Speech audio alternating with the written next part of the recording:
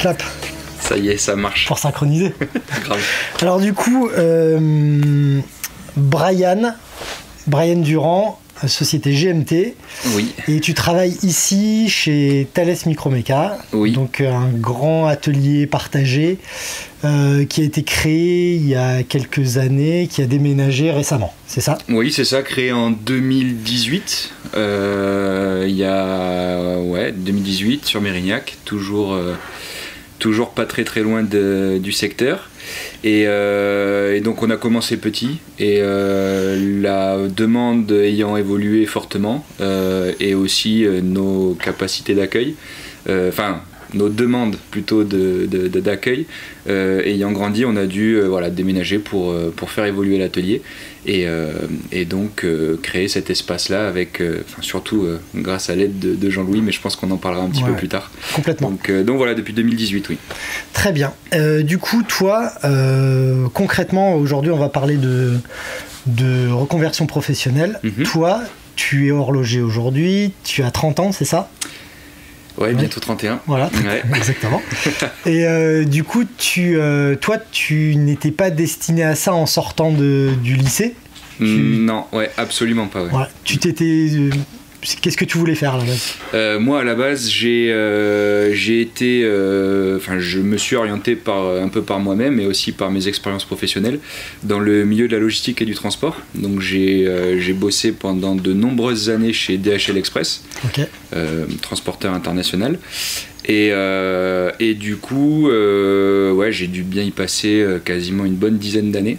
Ah oui? Oui, avant j'ai commencé en intérim, après je m'y suis bien installé de par ma motivation en tant qu'apprenti, via un DUT logistique et transport. Ok, donc tu as fait un DUT que j'ai pas eu d'ailleurs, pour la petite histoire, parce que je donnais tellement tout à l'entreprise que quand j'allais en cours, je décompressais. Et malheureusement, je le regrette à l'heure actuelle, j'ai pas eu mon diplôme, mais par contre, au niveau professionnel, j'ai emmagasiné beaucoup de connaissances. À tel point que ne voyant pas de sortie d'issue après ma formation, s'il y avait des complications dans l'entreprise, donc je pouvais pas avoir de poste pour moi au début, parce qu'ils devaient replacer des salariés qui étaient déjà dans la boîte, qui pouvaient plus bosser à leur poste. Bon bref, une histoire.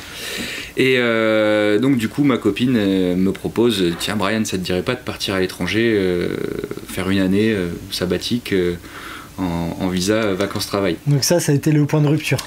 Point de rupture avec... alors, pas vraiment, parce que tu vas savoir un petit peu plus dans pas longtemps. Donc, point de rupture de DHL à ce moment-là, ici. Et donc, du coup, tu démissionnes, tu fais quoi? Ou tu leur dis... J'étais retourné en intérim. Ok, d'accord. Et donc du coup, il m'a appelé le couteau suisse. Donc quand je suis parti, il m'a offert un couteau suisse Victorinox. Trop bien. Donc, tu t'en sers encore pour ouvrir tes montres ou pas? Alors pas celui-là parce qu'il est vraiment costaud, mais du coup, donc il m'a appelé le couteau suisse. Il m'a offert ça avant de partir. Et donc ma copine me dit, tiens, ça te dit pas, on part en Nouvelle-Zélande. Je prends la carte. On est là. Je vois qu'il y a rien de plus loin. Je fais... On aurait peut-être pu choisir plus court, et au final je fais écoute, vas-y, on part. Donc on part, on passe une super année, et on s'était dédié les 3 derniers mois de notre road trip à bosser là-bas sur place. Et donc en cherchant du travail, on était à Wellington, la capitale. Je me dis, tiens, je vais peut-être aller voir chez DHL s'ils ont besoin. Je sonne, en 10 minutes j'avais du travail. La nana était, la gérante était scotchée de voir qu'un mec travaillant en France chez DHL veuille bosser là-bas en Nouvelle-Zélande. Donc du coup j'ai travaillé là-bas et puis après on est rentré en France. Il n'y a jamais un saisonnier qui a trouvé du travail plus facilement? Non, mais j'y croyais pas. Bon bref. Et du coup en rentrant en France, je me tâtais à retourner à DHL et un mois avant de rentrer, ma copine me dit Brian, tu me parles trop de montres, faut que tu fasses quelque chose. Donc c'était un truc qui t'est... Voilà, parce que ça allait être la question qui allait arriver. Donc je sais pas si je spoil ton interview, mais... Et du coup, donc elle me dit, il faut vraiment que tu fasses quelque chose là-dedans et tout. Alors, moi je réfléchis, je me dis, attends, j'ai déjà 22 ans, je vais peut-être pas non plus, me relancer dans des études. Et puis donc en rentrant de voyage, j'intègre une formation d'horloger au lycée Marcel Dassault à Mérignac. Ok. Voilà. Donc, et comment tu l'as trouvé cette formation ? Cette formation, je l'ai trouvée en me documentant un petit peu sur internet. Moi, je voulais absolument pas partir de Bordeaux à l'époque. Je suis très attaché à la ville et puis bon, j'avais toute mon attache ici. Et du coup, donc il y avait le lycée Marcel Dassault qui proposait une formation via le Greta. Donc c'est formation pour adultes. Formation pour adultes en version accélérée avec. Enfin, quand je dis accélérée, c'est tu n'as plus les cours généraux, hein, donc tu n'as plus de français, plus de maths, plus d'histoire, tout ça. Donc tu es axé vraiment que sur la pratique et la théorie. Ça, le Greta. Donc tu n'as plus les cours généraux quand tu as le bac ou déjà un CAP, c'est ça, hein ? Exactement. Ouais. Par contre, il faut que tu n'as rien du tout, tu es obligé de les passer. Déjà un diplôme pour être exempté de ces matières-là. Donc du coup, je me suis lancé là-dedans. Alors j'avais très peu de temps pour me décider parce qu'on est rentré fin juillet. La formation débutait, je sais plus, peut-être le 15 septembre. Et donc j'ai pris la décision assez rapidement, ce qui m'a un peu fait faux bond dans la mesure où normalement ce genre de formation t'es susceptible d'avoir des aides. Parce que ce sont des formations payantes. Alors des aides tu peux les avoir par Pôle emploi, par la mission locale, par plein de... Pôle emploi, mission locale, région. J'imagine que si tu cherches un petit peu plus sur internet ou via tes connaissances, on va forcément te parler d'un autre organisme qui, si tu as pris le temps... Tu peux faire comme les influenceuses là, jouer les comptes, comment ça s'appelle, le compte de formation là. Ah, CPF. Il y a beaucoup, on reçoit beaucoup de coups de fil du compte CPF. Ah ouais, ça. Je sais pas, peut-être. Hein, si tu passes via la vraie plateforme CPF, hein, je pense que tu peux avoir, si tu as déjà travaillé de nombreuses années dans une autre société, tu peux avoir des aides pour te reconvertir à ce niveau. Parce qu'il y a Booba qui veille quand même. Ouais, non mais là. Et du coup voilà, donc moi j'ai pas eu les aides, donc j'ai autofinancé moi-même la formation, qui a quand même un certain coût, hein. À l'époque où je l'ai fait, c'était, je crois, pas loin avec le matériel, pas loin de 6 500 € l'année. Voilà. Ah ouais. Et alors du coup, toi tu finances ça, mais à côté de ça, tu touchais quand même ton Pôle emploi ou quelque chose Moi, j'ai touché mon Pôle emploi pas longtemps. Je crois à peu près 1 an et demi. Donc le temps de la formation quand même. Le temps de la formation. Mais, attends, je veux pas te dire de bêtises, je me souviens plus exactement. En tout cas, c'est possible de le toucher pendant que tu es en formation. Et tu sais, alors, comme c'est lointain, je me souviens plus trop, mais tu as la possibilité de toucher mensuellement tes quotidiens. Oui, tu peux les prendre d'un coup si tu prends 50%. Voilà, exactement. Donc, mais je sais pas si ça n'a pas changé. Ça évolue assez régulièrement, donc faut se mettre sur le dossier pour bien suivre l'actualité Pôle emploi. Exactement. Donc voilà. On en revient à ce que tu disais tout à l'heure, ta copine qui te parlait de montre. Ouais. Enfin, c'est pas elle qui te parlait de montre, c'était toi qui lui parlais de montre. C'est moi qui lui cassais la tête. Voilà. Et c'est quoi ton premier souvenir de montre, le truc marquant qui te fait aimer ça ? Moi, c'est un gros souvenir, hein, parce que j'en ai un peu la chair de poule. c'est un peu c'est même très sentimental. Mon père s'est acheté dans les années 80, je crois que c'était en 83, il avait pas du tout les moyens. Mais l'achat pas du tout raisonnable, mais vraiment pas. Il a voulu se faire plaisir avec un de ses premiers salaires, je pense l'aide de sa maman un petit peu aussi derrière. Il s'est acheté une Datejust, une Datejust 16013, donc or acier, bracelet jubilé, verre plexi. J'ai encore la boîte et les papiers. Ah, avec la verre plexi ? Ouais. Ah oui. J'ai encore la boîte et les papiers. Génial. Et donc du coup voilà, ce premier souvenir, c'est j'ai toujours vu mon père avec cette montre. Et déjà quand il me prenait dans ses bras ou autre, alors je sais pas si tu as fait attention, mais les Rolex de ces époques-là, même jusqu'à maintenant, hein, t'entends beaucoup le mouvement quand t'as le poignet à côté de l'oreille.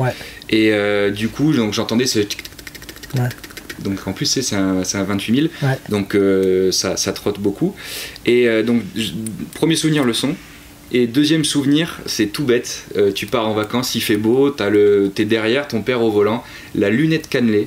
Ah ouais, qui brille au soleil. En or, qui brille sur le plafonnier, mais je te promets... Ah, sur le plafond de la voiture.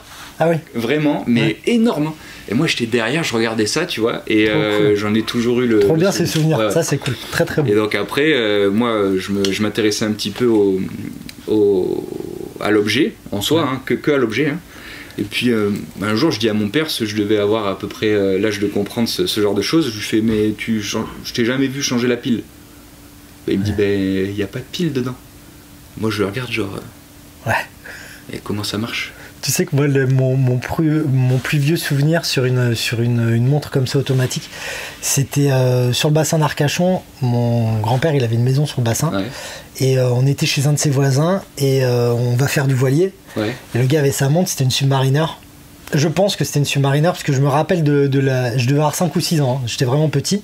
Je me rappelle de la lunette noire et il me dit elle est trop bien, en plus elle se remonte toute seule. Et puis là, j'étais là, waouh, qu'est-ce que c'est que ça, un truc qui se remonte tout seul. Et ça aussi, tu vois, c'est mon plus vieux souvenir de montre, c'est ça. C'est mon Rolex aussi.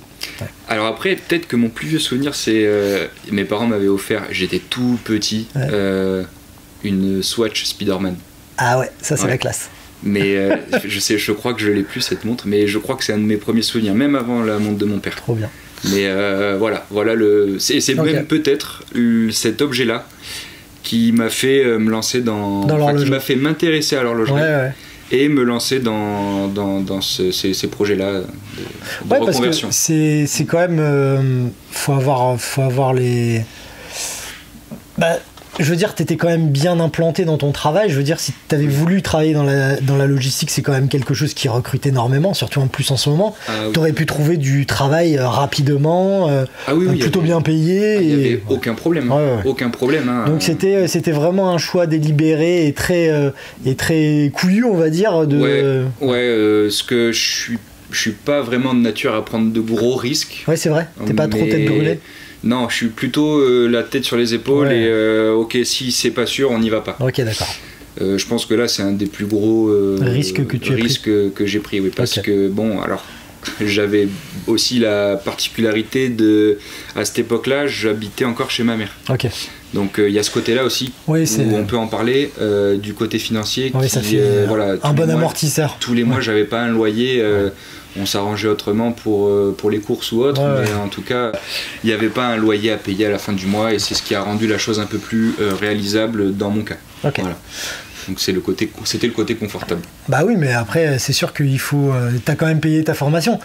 Je veux dire, si t'avais pas eu à la payer, ça t'aurait coûté 6000 balles de loyer. Ouais, et puis en plus, je revenais de voyage. Bon, c'est pas là où tu gagnes le plus d'argent. Ouais, bien sûr. Donc forcément, ça a été une grosse prise de décision que de me lancer là-dedans, en plus de payer la formation. Du coup, ta première année de Greta, tu rentres au lycée Marcel Dassault, du coup à Mérignac. Comment ça se passe là? Moi, je te rencontre à ce moment-là. Comment je te rencontre? Je te rencontre dans un restaurant parce que tous les samedis. Non, tu me rencontres. Je fais un cours. Tu fais un cours. J'ai fait un cours. Jean-Louis t'avait fait intervenir pour parler des métaux précieux. Pour nous faire une petite. Parler des métaux précieux et des saphirs et tout. J'avais ramené des morceaux de saphir. C'était très passionnant d'ailleurs. On avait bien apprécié avec les camarades. Mais on se revoit ensuite d'une manière plus intime, on va dire, parce que tous les samedis, je mangeais avec Jean-Louis, tous les samedis midi, il venait manger à côté de la boutique. Et un jour, il est venu avec toi, il y avait Thibaut, enfin avec quelques personnes de la formation. Et c'est là où on a commencé à pouvoir discuter vraiment, parce que quand j'ai fait mon cours, vous étiez tous là, c'était plus... C'était pas le même cadre d'échange. Voilà. Mais c'était vrai. Et il y avait une bonne équipe là de... j'ai eu de la chance de tomber sur une très bonne classe, alors pas spécialement en termes de manipulation, de pratique, de dextérité, tout ça, horlogère, hein, surtout au niveau social, c'était une super classe, on s'entendait tous super bien, on échangeait bien, on s'entraidait aussi. Quand il y en a qui avaient des difficultés, que ce soit en théorie ou en pratique, on se donnait des conseils. Parce que tu es le premier à le savoir, hein, toi qui t'es reconverti vraiment dans la réparation il y a peu de temps, avoir une montre à l'établi c'est bien, Mais se casser les dents dessus, c'est très difficile. Et si t'es pas entouré ou si t'as pas des bons conseils... C'est ce que je dis aux gens qui me demandent. En fait, apprendre tout seul, tu peux le faire, mais il faut accepter l'échec. Ah oui. Et il faut être d'accord avec ça. Il faut être d'accord sur le fait de rater beaucoup. Et il faut avoir aussi un mental particulier pour pouvoir accepter de rater pendant des fois des semaines entières. Ah oui. Et continuer. Et continuer parce que la lumière, elle arrive au fond, au bout du tunnel, elle y est. Mais des fois, le tunnel, il est long. Ouais, très long. Et t'as pas le choix. Ouais, t'as pas le choix. Ouais. Donc, c'est vrai que c'est là que la formation est intéressante, mais surtout l'entourage de gens qui peuvent avoir de l'expérience ou des gens qui peuvent te permettre de prendre du recul. Oui, et puis comme tu dis, vraiment la persévérance, il faut que ce soit à l'établi ou à côté, il faut vraiment y aller à fond et se donner tous les moyens de réussir. Ouais. Si tu dois passer 30 coups de fil pour trouver une fourniture ou un conseil, il faut passer les 30 coups de fil parce que t'as pas le choix, il faut sortir l'objet derrière et donc trouver la solution. Et pour toi et pour ton client. Tout à fait. Donc voilà, des fois c'est irréalisable, mais en tout cas il faut se donner les moyens. Donc tu fais cette formation avec une bonne équipe, avec Jean-Louis en prof de mouvement mécanique, c'est ça? Non, le mieux c'est qu'il a commencé en histoire de l'horlogerie. Ah oui, c'est vrai. Le mercredi matin, à 8h. Moi je travaillais donc encore... Ah voilà, c'est ça, je travaillais encore en intérim chez DHL de 17h30 à 21h30, 22h. Okay. Le matin, je commençais tous les matins à 8h l'école. Donc je partais de chez moi, il était 6h. Je rentrais, il était 22h30. Ouais. J'étais mort.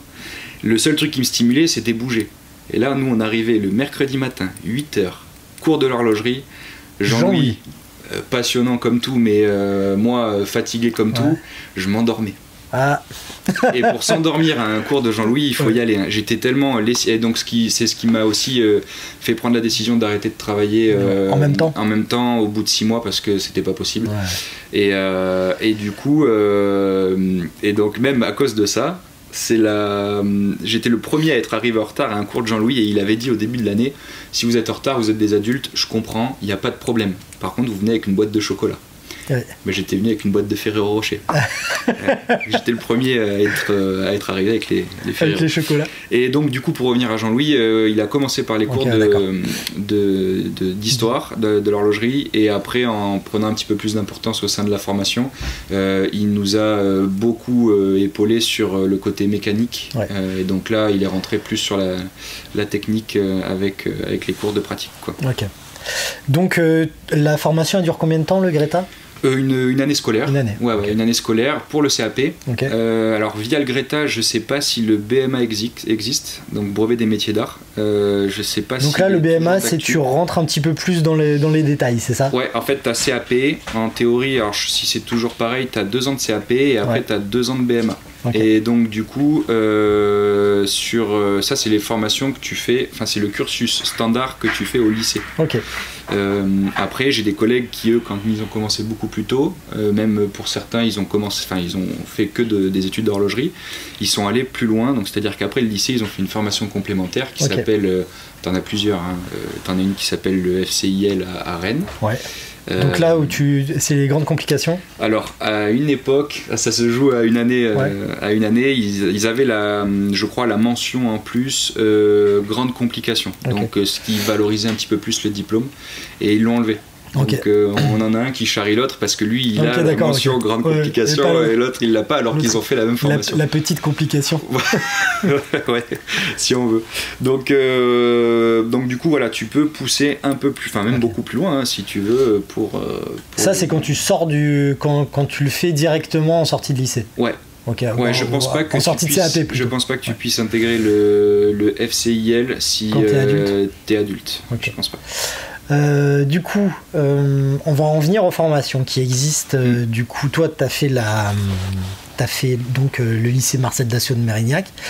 Il y a plusieurs lycées qui le proposent en France. Il n'y en a pas beaucoup, j'imagine. Non, mais au final, quand tu les pointes, pour ce qui est un métier de niche, il y en a quand même pas mal en France. Je crois que tu as Marseille, tu as Nantes, tu as Bordeaux, tu as Rennes, tu as Paris, tu as Morteau. Lyon. Lyon, oui peut-être, Je sais même pas, il y a une sais école. Pas.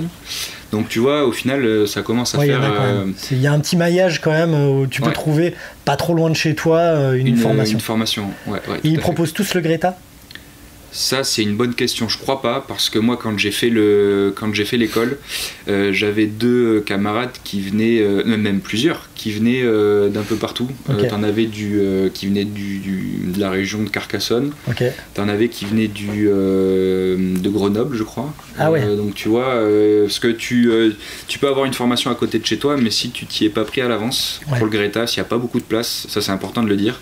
Il faut prévoir un petit peu. Moi j'ai eu vraiment beaucoup de chance, hein, j'ai appelé une semaine avant, il y a eu un désistement, j'ai intégré la formation, sinon c'était cuit. Ouais. Donc faut aussi anticiper un minimum si tu veux intégrer une année, de t'y prendre un petit peu à l'avance pour avoir ta place. Très bien. Voilà. Et donc après je sais pas si comme tu parlais des différentes formations, après tu as aussi une école à Fougères, à côté de Rennes. Oui, tout à fait. Qui, elle, passe... Alors, je crois qu'elle est financée par... il me semble qu'elle est en partie financée par des marques suisses. Ok. Je crois. Très bien. Je dis pas de bêtises. Et donc, du coup, c'est un petit peu plus privé que ce que tu as comme cursus, on va dire, public. Et donc, c'est je crois que c'est sur 2 ans. C'est sur candidature, j'imagine, ça ? Candidature. Évidemment payant, donc à se faire aider s'il y a besoin de financement. Je crois que c'est pas donné. Ouais. Je m'étais renseigné à l'époque, je sais pas si c'était pas quelque chose comme à peu près 20 000 € le cursus complet. Ok. Alors je sais plus si c'était. C'est quoi, c'est sur 2 ans? Ouais, 2-3 ans. 2 ou 3 ans, je sais plus. Okay. Donc ça a sûrement, les chiffres sont erronés, hein, je pense à l'heure actuelle, ça a sûrement évolué depuis. Et puis voilà. Donc ça c'est pour ce qui se passe ici. Ok, très bien. Du coup, toi tu as des stagiaires, on va continuer sur la formation, toi tu as des stagiaires, tu prends des stagiaires aujourd'hui, et à Thales Microméca, du coup ici à l'atelier, il y a beaucoup de stagiaires qui passent. Ouais. Comment ils vous trouvent? Comment vous acceptez de les prendre? Pourquoi vous acceptez de les prendre eux et pas d'autres? Comment ça se passe ça? Oui, moi je prends des stagiaires depuis peu, parce que avant, alors déjà j'avais pas spécialement le volume de travail. À l'ancien atelier, on n'avait pas spécialement la place de pouvoir tous accueillir un stagiaire, donc on en avait 2 en permanence. Mais tu vois, maintenant dans cette nouvelle structure, on est 7 horlogers indépendants, et on a la capacité de chacun accueillir un stagiaire en permanence. Okay. Donc ça c'est génial. Ayant une école à côté, c'est énorme. C'est un gros plus pour les étudiants qui sont là. Alors on prend à partir du CAP, hein. C'est juste qu'un stagiaire qui vient en CAP chez nous, il va pas faire grand chose. On va pas prendre un stagiaire pour lui faire des cafés, ça c'est inconcevable. Donc nous on préfère qu'ils aient déjà un tout petit peu d'expérience, pour qu'on puisse leur confier des choses intéressantes, et qui se retrouvent vraiment à approfondir leur niveau, et apprendre du niveau, manipuler des objets sympas, quoi. C'est sûr qu'un CAP on va pas lui confier je sais pas, une Speed, une Rolex, même si c'est en soi c'est pas compliqué à faire, c'est juste que l'erreur coûte cher. L'erreur coûte très cher. Donc voilà, faut pas trop jouer avec ça. Mais sinon, on a la capacité d'accueillir 7 stagiaires. Ça c'est un gros plus pour eux, et on prend surtout des stagiaires parce qu'on a envie de transmettre. On a adoré se faire transmettre toutes les connaissances que donc notre ancien prof Jean-Louis nous a donné. Donc on veut faire pareil. C'est logique. Tout à fait. On a eu ça. C'est même, je dirais, sport. Et il faut continuer de continuer à faire perdurer la chose. Comme dit Jean-Louis, il n'y a rien de pire que quelqu'un qui part avec son savoir. Ah ben bien sûr. Tu te rends compte. Il y a une analogie là-dessus, c'est tu vois les poulpes, ils ont 8 cerveaux, je crois, ou 9 cerveaux. Ils sont ultra intelligents, ils arrivent à dévisser des trucs, ils font des trucs vraiment. Si t'as pas d'intelligence, tu peux pas y arriver. Possible. Et en fait, la mère meurt en couvant ses œufs, et ensuite, ils doivent tout réapprendre en fait. Donc en fait, peut-être que si elle pouvait les élever, ce serait l'espèce dominante. Ouais, qui ferait de l'horlogerie en plus avec les tentacules. Ouais, mais c'est juste que voilà, c'est ça, c'est où tu meurs avec ton savoir et ça sert à rien et tout le monde doit reprendre à zéro et retomber, se mettre les pieds dans les mêmes trous, voilà. Et, ou alors tu transmets et puis. C'est assez dingue. Moi, je me rendais pas trop compte de tout ça avant d'être artisan.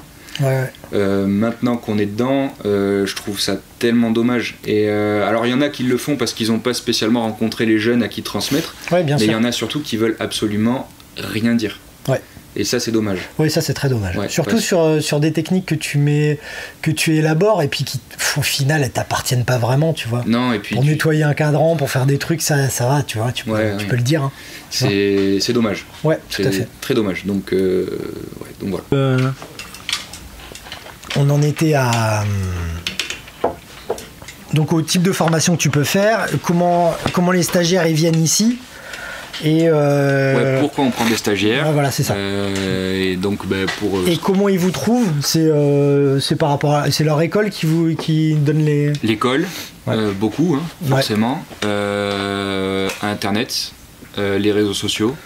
Moi j'ai de plus en plus de demandes de candidature sur Insta, tu sais, on demande un peu décontracté, quoi, comme si l'élève parlait. Moi j'en ai plein aussi. Ouais, salut, vous prenez des stagiaires, tu sais, il n'y a plus le CV standard. Donc, moi j'aime bien, hein. Ça me dérange pas. Ouais, non, moi non plus. Des fois, tu sais, t'aimes bien demander le CV pour au moins voir un petit peu. Ah oui, après je demande. Ah, tu veux dire, t'aimes bien la démarche. La démarche est rigolote. Et après, oui, c'est toujours intéressant de voir le CV. Bien sûr. Pour rejoindre ce que je disais tout à l'heure, c'est-à-dire si tu as un peu le niveau ou ces choses-là pour pas le faire venir pour rien, qu'il fasse des choses intéressantes. Est-ce que tu trouves qu'il y a des écoles en particulier où les élèves sont mieux formés que dans d'autres, ou c'est vraiment, ça dépend des individus plus que des formations ? Je pense, j'aurais pas assez de recul pour te dire oui, alors si t'as un élève d'ici ou autre, ça faudrait peut-être voir avec Jean-Louis à la limite. Mais non, après c'est principalement la motivation de l'élève. On a déjà vu des élèves passer ici, on leur pose la question, c'est quoi ta marque préférée ? Je sais pas. La réponse, je sais pas. Donc tu vois, c'est peut-être des élèves aussi qui se retrouvent orientés par défaut et qui sont pas passionnés par ça et qui feront, je vais pas mouiller, hein, mais qui feront pas de grands horlogers ou du moins pas des horlogers passionnés. Après tu peux faire un métier sans être passionné, hein, mais, bien sûr. Mais c'est la motivation qui prime dans ces bien sûr, parce que c'est ça qui te fait évoluer, c'est ça qui te fait te dépasser. En revanche, ces formations-là, elles te permettent de ne pas faire que de l'horlogerie, c'est des formations aussi en micromécanique. Oui. Et du coup, toi, tu as des élèves qui étaient avec toi en Greta qui aujourd'hui ne font pas d'horlogerie mais travaillent pour d'autres. Tout à fait. Mais, à l'origine, le lycée Marcel Dassault, il s'appelle pas Marcel Dassault pour rien. Ouais, c'était pour la micromécanique. Ils ont ouvert un pôle horloger et de micromécanique pour justement embaucher directement à la sortie de l'école, pour faire tout ce qui était réglage d'instruments de bord, l'avionique, instruments de bord, des interventions de précision sur de la mécanique, pour avoir un petit pôle de formation vraiment à côté de l'entreprise, quoi, parce que tu as vu, on n'est pas loin. Donc voilà. Mais là, et même quelqu'un qui était à l'école avec moi, ne trouvant pas de boulot immédiatement dans l'horlogerie, s'est reconverti et bosse maintenant chez Ariane Group. Donc il a trouvé sa place. Je pensais tout à fait à lui, à Théo. Théo, tout à fait.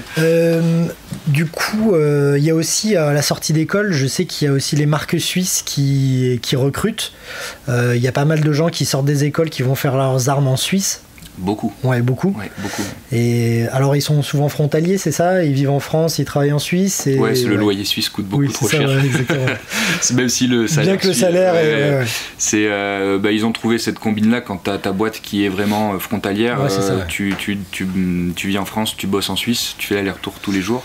Et du coup, là, tu as des.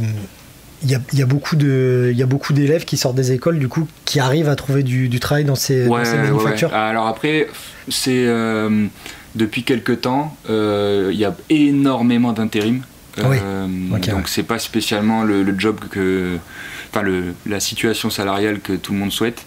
donc tu as beaucoup d'intérim, c'est précaire en soi. Hein. Si demain, on a l'exemple d'un ami de Thibaut qui était chez GGR depuis 2 ans ou 3 ans, le Covid est tombé, ils ont dû faire du tri forcément. Ouais. Donc des contrats qui ne sont pas reconduits. Ça c'est voilà, donc puis ils sont un peu en crise quand même. Aujourd'hui ils vendent moins, à part Rolex bien sûr, mais un peu, ouais. En plus je crois que pour GGR c'était beaucoup le marché asiatique. Le Covid c'est tombé, donc plus de commandes, plus rien. Donc ils ont dû faire du tri. Donc tu as beaucoup de marques où il y a de l'intérim ou du CDD. Et donc c'est comme ça que ça fonctionne, parce que tu peux prendre un jeune facilement, entre guillemets, tu le formes un petit peu. Après c'est du travail à la chaîne, beaucoup. Même pour un premier job, c'est principalement que ça. Donc moi tu travailles que sur une petite partie du calibre ou c'est ça? Ouais, tu peux poser 250 aiguilles par jour. Ou alors tu peux poser juste un pont, juste serrer 8 vis. Moi j'y ai jamais bossé, j'ai que eu des expériences racontées par mes confrères, mais j'aurais bien aimé y travailler. Hein. Mon parcours a fait que j'ai pas eu à aller en Suisse, mais j'aurais beaucoup aimé voir un petit peu le monde de la production. Eh bien, on va revenir sur ton parcours. Du coup, toi, en sortie d'école, quelles sont tes possibilités? Comment tu fais pour te retrouver à Thales Microméca en fait?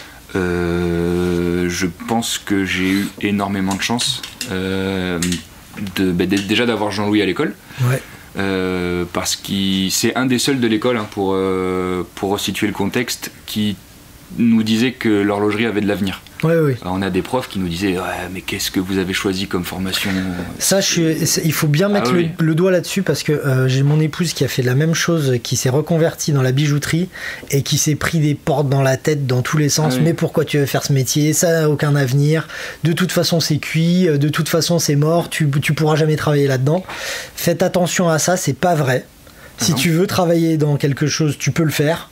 Et surtout aujourd'hui où les métiers se réinventent. Et voilà. Tout à fait. Et puis on parlait de motivation tout à l'heure, et je reparle de motivation. Si vraiment tu es motivé, il n'y a pas de problème, faut foncer. Faut pas s'annuler la motivation que tu t'es donnée par une rencontre qui te dit qu'il n'y a pas d'avenir. Donc tu vois, on a bien fait. Maintenant on est là aujourd'hui, et si on avait écouté ceux qui n'y croyaient pas du tout en l'avenir du métier, hein, je parle pas du projet là, on n'aurait jamais avancé. Donc je me suis perdu. Donc Jean-Louis était plus positif que les autres en disant tu vas travailler là-dedans. Bien sûr, tu vas travailler là-dedans, il y a de quoi faire. Donc comment je me suis retrouvé ici? Gros coup de bol déjà, parce que c'était sa première année à l'école. Il m'avait parlé du projet d'éventuellement faire je dis bien éventuellement, hein, parce que je me suis pas reposé là-dessus, faire un atelier un peu collaboratif, que d'horloger, hein, bien sûr. Mais c'était un petit projet à l'époque. Donc moi. Il travaillait encore chez lui à l'époque? Ouais. Okay. Donc il travaillait encore chez lui avec 2 établis. Et du coup, j'ai cherché du boulot à Bordeaux, hein, beaucoup. Hein. J'ai déposé des CV partout. On t'accueille avec le sourire, mais quand tu pars, je pense que ça finit dans la déchiqueteuse à papier. Et c'est quand même. Ce qu'il faut savoir, c'est que vous pouvez avoir 300 boutiques de montres dans votre ville. Il y a peut-être que 3 horlogers dans les boutiques, parce que chaque boutique n'a pas d'horloger sur place. Et ça, même moi, quand je faisais la formation, je ne le savais pas. Ça, c'est difficile. C'est très important de savoir ça. Voilà, c'est très très très important, c'est même indispensable, parce que tu te dis qu'il y a de la place, et au final, il n'y a pas de place. Donc, du moins. Dans ta ville.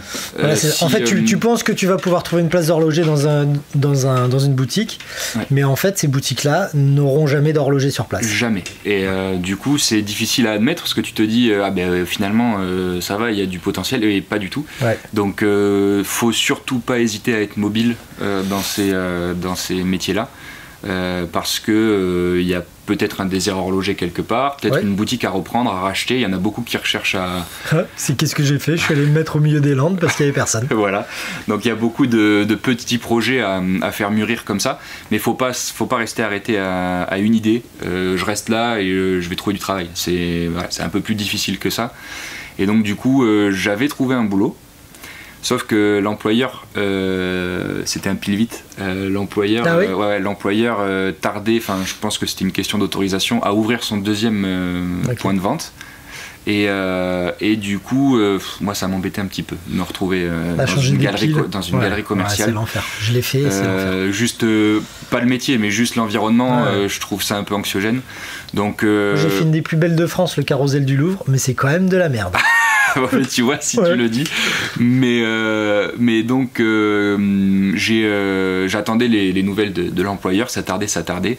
Et là, Mathilde, ma copine, me dit non mais Brian, faut que tu rappelles Jean-Louis, c'est pas possible. Rappelle Jean-Louis, il a peut-être une idée ou des contacts. Moi je lui dis ah non, je vais pas l'embêter. Tu sais, je suis un peu. Moi j'aime pas trop demander, tu vois. Et du coup, bon, je le rappelle. Je me souviens, j'étais à Toulon, parce que Mathilde faisait ses études à Toulon, donc j'étais à Toulon à ce moment-là. Je l'appelle, du coup il me dit ouais, bien sûr, j'ai un projet encore là, il ne m'est pas sorti de la tête. Si tu veux, reviens faire tes armes un petit peu à la maison. Donc je me retrouve à faire un peu d'horlogerie. Il y avait déjà Thibaut en plus. Il y avait Thibaut qui était arrivé depuis 2 mois. Je me retrouve à faire de l'horlogerie dans son garage au mois de janvier. On en rigole encore. Fallait ouvrir un placard pour faire un semblant d'établi. Et je frissonnais sur place. Et donc du coup, le fait que j'arrive, on manquait un peu de place chez Jean-Louis. Ça a un peu favorisé, je pense, l'accélération du projet. Et on a trouvé très vite un local sur Mérignac. On a commencé par un local je crois qu'il faisait à peine 100 mètres carrés. Il y avait 3 pièces. Il y avait 3 pièces. Tu avais la salle blanche, un grand bureau et une salle hybride, si on peut lui donner ce nom, avec mi-cuisine, mi-laboratoire avec salle de polissage. Et dans cet atelier-là, tu avais 6 postes de travail. Donc vous avez commencé à 3. On a commencé à 3. Avec des stagiaires. Des stagiaires, chacun un stagiaire. Et après, il y a donc Alex qui nous a rejoint, qui lui aussi est issu de la reconversion professionnelle. Tout à fait. Et Edwin, qui lui est le meilleur apprenti de France. Donc ça, c'est quand même c'est la classe. La classe est valorisant et pour lui et pour l'atelier aussi. Oui, bien sûr. Et donc, on s'est retrouvé très vite à court de place. Donc, ce qui fait que on est rentré dans le premier atelier participatif je crois que c'était février 2018. Et donc on a déménagé ici de par le gros développement volumétrique de tout ça en févrirer 2022. Ah, 22. Donc ça fait bientôt 1 an. C'est ça. Voilà. Et donc maintenant on est 7. Donc ça commence à faire un sacré pôle. Ça c'est la classe. Non, c'est très bien. Et puis en plus, ça vous a permis aujourd'hui de mutualiser, pas que les machines en fait, vous mutualisez aussi tout votre savoir-faire. Et ça c'est une énorme force. Moi je vois, la dernière fois j'ai posté, je faisais un calibre 11 qui était bien rincé, je le démonte et là je reçois un coup de fil d'Alex qui me dit Paul, tu fais attention, la chaussée elle est chiante, tu fais ça comme ça, tombe pas dans le piège sinon tu as tout à redémonter. Voilà, un petit coup de fil qui m'a fait gagner une demi-journée. Une demi-journée, t'as peut-être un petit peu stressé sur le coup, mais... Non, j'ai pas stressé, parce que du coup, il m'a dit, tu fais comme ça, tu le mets sur ton tas, tu tires, ça vient tout seul. Et en fait, il y a beaucoup de bienveillance entre vous, vous arrivez vraiment à trouver les... Et puis, à vous tirer vers le haut, quoi. C'est génial. Le gros plus, c'est que des fois, on est tous à notre poste de travail, il y en a un qui a une galère, on discute simplement, on voit même pas l'objet, hein. On discute simplement, tiens, est-ce que t'as fait ça ? Tiens, est-ce que tu as mis une goutte d'huile ici? Tiens, est-ce que tu as pensé à faire comme ça? Et le problème est résolu. Et toi, des fois, tout seul, tu peux te tirer les cheveux à te dire non, ça vient pas de là, c'est là, c'est là, c'est là. Et tu perds, comme tu dis, très vite une journée. Et des fois, ta journée peut se transformer en 2 jours. Et des fois un peu plus long. Tout à fait. Donc c'est le gros plus de cette structure. Donc du coup, atelier partagé. Toi, donc maintenant, t'as ta propre société. Oui. Et donc tu loues les locaux ici, on va dire une partie des locaux pour pouvoir venir travailler ici. Oui, c'est ça, on loue chacun notre espace de travail. Vous avez tous votre société et vous avez tous et vous louez tous votre espace de travail. Exactement. Ouais, ça c'est une très bonne idée pour tous ceux qui voudraient aussi se lancer et qui sont plusieurs dans les mêmes formations ailleurs en France. C'est d'autres idées à avoir. Hein. Je pense que le projet de Jean-Louis de faire cette structure-là était probablement le premier de France. Le premier projet d'atelier participatif de France. Et ce qui est rigolo, c'est qu'on a eu l'occasion de voir passer des stagiaires ici qui eux-mêmes viennent d'ouvrir leur atelier participatif. Je crois que tu en as un à Paris et il y en a un au Mans. Ah oui, à Paris, c'est l'horloger du passage. Du passage, oui, tout à fait. Avec Mathieu. Et tu as aussi un atelier au Mans. Ouais. Ok. Les gardiens du temps. Trop bien. Voilà. Donc ça fait boule de neige. Boule de neige. Et puis ce qui est bien, c'est que même eux, à chaque fois qu'ils ont un problème ou pas, ou un truc à partager, un petit message ou un petit coup de fil, tiens, on a essayé ça, ça marche bien. Ou alors, est-ce que vous avez un conseil sur ça? On vient d'acheter une soudeuse laser, on ne sait pas trop comment faire certaines choses. Bon, bah écoute, moi je fais comme ça, essaie de faire comme ça. Il y a un truc aussi très important avec la mutualisation, c'est que ça vous a permis d'avoir beaucoup d'agréments. Ouais, beaucoup d'agréments et un confort de travail plus agréable que si tu étais tout seul, sans agrément et à essayer de chiner des pièces à gauche, à droite. C'est très compliqué. Ouais. Et puis, on est obligé de le faire sur certaines montres quand même, même si on a des agréments. Ah bien sûr. Ah oui, des fois je peux passer 3 heures sur eBay, sur écrire à un contact en Italie, en Pologne, en machin, enfin bref, pour trouver une pièce, des fois même une vis. Donc tu vois, c'est pas facile, sans agrément c'est compliqué. Le plus dur de notre métier, c'est pas vraiment la réparation, c'est l'approvisionnement des pièces. C'est très difficile et des fois on se retrouve et ça va être de bien pire embêté. en pire. Ouais, je pense. Un truc dans la formation. Dans ta formation, est-ce qu'il y a des choses qui t'ont paru difficiles que tu aurais pu faire plus facilement? Moi, je pense que si j'avais fait un cursus standard, donc si j'avais pris le CAP après le collège, déjà je pense qu'à l'époque j'aurais aussi trouvé ça très difficile, mais je me serais vachement plus orienté dans la construction, parce qu'on a une matière en horlogerie qui s'appelle la construction, et donc c'est du dessin technique, et ça te permet de comprendre énormément de choses en mécanique le fonctionnement de tout un mouvement. Et moi, mais quand je suis arrivé là-dedans, déjà je sais pas dessiner, je suis nul. Ça c'est un de mes plus grands regrets à l'heure actuelle avec ce métier-là, c'est de ne pas savoir dessiner, parce que quand Jean-Louis t'explique quelque chose, il te fait un dessin, ça lui prend 8 secondes, c'est ça, et tu comprends tout. Mais il parle même pas. Tu fais tu vois, là et là. En plus, il te fait un dessin en 3D. Non, mais sérieux. Vraiment. Éclaté, tout ça. Ouais. Et je trouve ça génial. Moi, à mon niveau,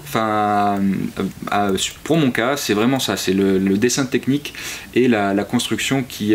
J'ai trouvé ça très compliqué à l'école. Et parce que j'étais déjà nul en dessin. Et le repère dans l'espace, ça va, je l'ai. Mais c'est vrai, s'imaginer une pièce plate en 3D, des fois c'est compliqué. Donc faut vraiment, moi je trouve que c'est au-delà du côté pratique du métier, c'est quelque chose que tu aimerais réapprendre. Sur le côté technique, le dessin technique, c'est à ne pas négliger. Moi j'ai trouvé, pour mon cas, j'ai trouvé ça très frustrant d'avoir du mal à assimiler tout ça. Dans les formations, il y a du dessin aussi avec AutoCAD, de la DAO ou pas? Alors moi pas au niveau Greta. Mais sinon dans les autres, il y en a? Tout à fait. Ça, ils font de la 3D, ça c'est génial. SolidWorks, tout ça, ils arrivent à concevoir des pièces. Edwin, tu lui demandes de te faire une pièce à l'imprimante 3D, bon ça lui prend un peu de temps, mais il va te faire un truc super bien shadé. Colin, il a refait ces petits mouvements là, AS 10-12 là. Il a imprimé toutes les pièces. Il l'a refait en gros. Super. Et il fonctionne. C'est génial.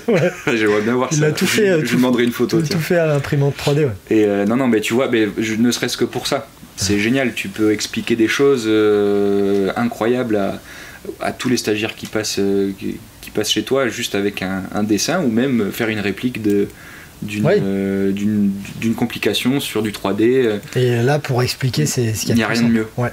Mais je sais, par exemple, tu sais, Incabloc à une époque, il donnait des maquettes. Ouais, une espèce de maquette plate où tu peux faire bouger l'axe de balancier sur le contre-pivot et tu vois exactement la manière dont le contre-pivot. Les déformations et comment ça fonctionne. Les propriétés d'amortisseur. Ou même tout bêtement un ancre avec la roue d'échappement. On en avait juste énorme au lycée là.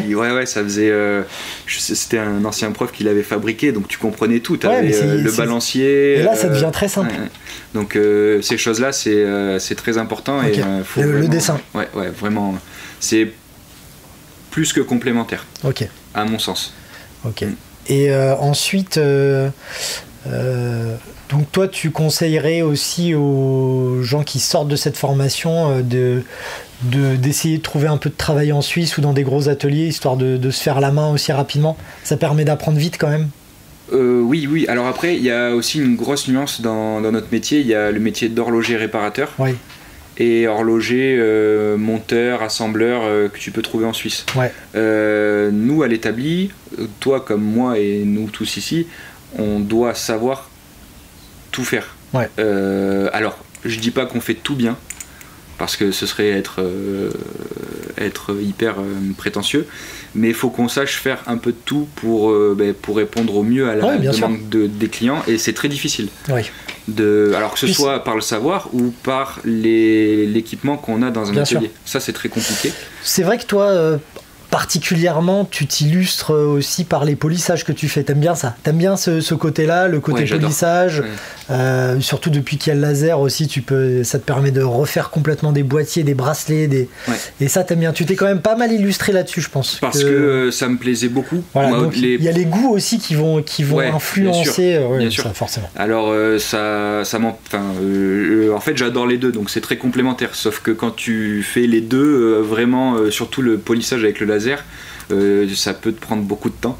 Et c'est ce qui fait que mes délais se sont un peu rallongés, parce qu'on me demande de plus en plus de faire ça, et c'est un peu compliqué de gérer les délais. Mais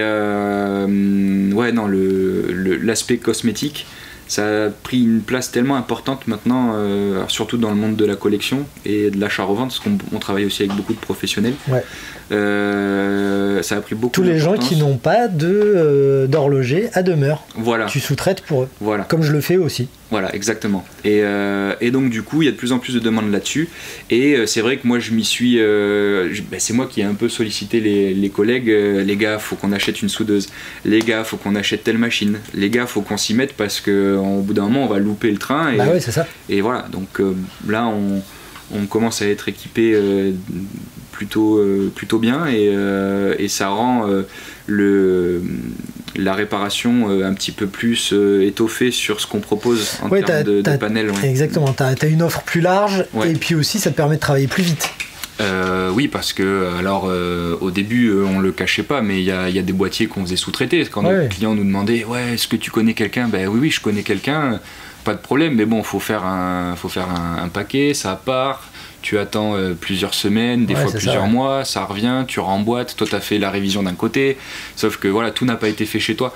Oui, c'est ce qui m'arrive par exemple quand je fais replaquer des objets. Ça, je sais que jamais je m'équiperai tu vois, nous, c'est pareil. Pour cette chimie-là, quoi. On n'est pas équipé non plus, on fait sous-traiter aussi pour le plaquage. Et c'est aussi bien de faire vivre d'autres bien sûr, parce que c'est d'autres métiers. Là, c'est quand même très différent, et puis c'est une chimie qui est quand même très dégueulasse. Et puis tout à l'heure, je te disais, on peut pas tout faire. On essaie de faire le plus possible, mais on peut pas tout faire sur place. Donc nous, on essaie au mieux avec nos moyens et aussi ce qu'on aime faire, parce que c'est plus agréable de faire quelque chose que t'aimes faire, de nous équiper le plus possible pour répondre à cette demande. Pour en revenir à la formation, qu'est-ce que tu conseilles à un jeune ou un moins jeune ou à un adulte qui a envie de changer de métier et qui a envie de faire ça? Tu lui conseilles de se jeter à l'eau ou de Est-ce que le jeu en vaut la chandelle? Ouais, c'est ça, est-ce que le jeu en vaut la chandelle? Ouais. Mais ça dépend de ton rapport avec la matière. Si vraiment t'es passionné, moi à la base c'est juste entre guillemets une montre qui m'a emmené ici. J'y connaissais rien en mécanique, etc. C'est ce côté-là de tu t'intéresses à un objet qui m'a fait franchir le pas. Parce que il y a aussi le côté reconversion néfaste, c'est-à-dire que tu dois en avoir dans ton entourage des gens qui ont fait agent immobilier, charpentier, commercial, tu vois, le gars il a tout fait. Pompier. T'as des gens qui se lassent très vite. Donc oui, si tu veux te reconvertir et réussir, faut que tu sois vraiment passionné par la chose. C'est, je pense, j'imagine que tu partages aussi ce point de vue. Complètement. Si tu veux que ce soit du long terme, faut que tu sois à 100% et passionné par cette matière-là pour donner le maximum de toi et optimiser tes chances de réussir et sur le long terme. Ok, bien, très bien. Je pense qu'on peut arrêter là-dessus. Je pense que c'est une bonne fin. Merci beaucoup, Brian. Merci beaucoup. Merci à toi, Paul, c'était cool. Donc Brian, vous pouvez le retrouver sur Instagram, c'est GMT_Bordeaux, GMT Bordeaux. Allez voir son boulot, c'est trop cool. Et puis du coup on est aussi associés tous les deux sur cet atelier. Parce qu'en fait Jean-Louis du coup a ouvert son capital, le capital de sa société pour qu'on puisse s'associer avec lui. Alors moi je suis très minoritaire par rapport à toi. Ça me permet de venir profiter aussi des machines et puis aussi de votre expérience et puis de la rigolade aussi qu'on a tous ensemble avec les copains ici. On reste sérieux quand même. Entre deux rigolades. Oui. C'est très important. Et du coup, je vous invite à aller voir tout ça, tout le boulot qui est fait ici, et puis à poser des questions si jamais vous avez des questions aussi. Je tiens juste à rajouter quelque chose. Tu parles de rigolade, c'est très important parce qu'on a un métier très difficile. C'est physiquement c'est pas du tout difficile parce qu'on est assis toute la journée, mais psychologiquement c'est très dur. Et quand tu as des collègues ou que tu es accompagné quotidiennement, relâcher la pression, ça fait beaucoup de bien. Moi j'ai de la musique à côté. Je m'arrête, je vais faire un peu de musique pendant 1 heure. Et souvent j'ai les réponses qui arrivent toutes seules. Parce que quand tu restes bloqué sur un truc, où tu perds tes moyens. Et ça, c'est quelque chose qui s'apprend aussi avec l'horlogerie, c'est que tu apprends quand même à garder ta frustration et tout à fait. Parce que tu n'as pas le droit de tout balancer par terre et de tout péter. Et c'est vrai que la rigolade, c'est bien pour ça. Mais donc très important, être bien entouré et savoir décompresser un petit peu pour mieux revenir. Exactement. Merci beaucoup.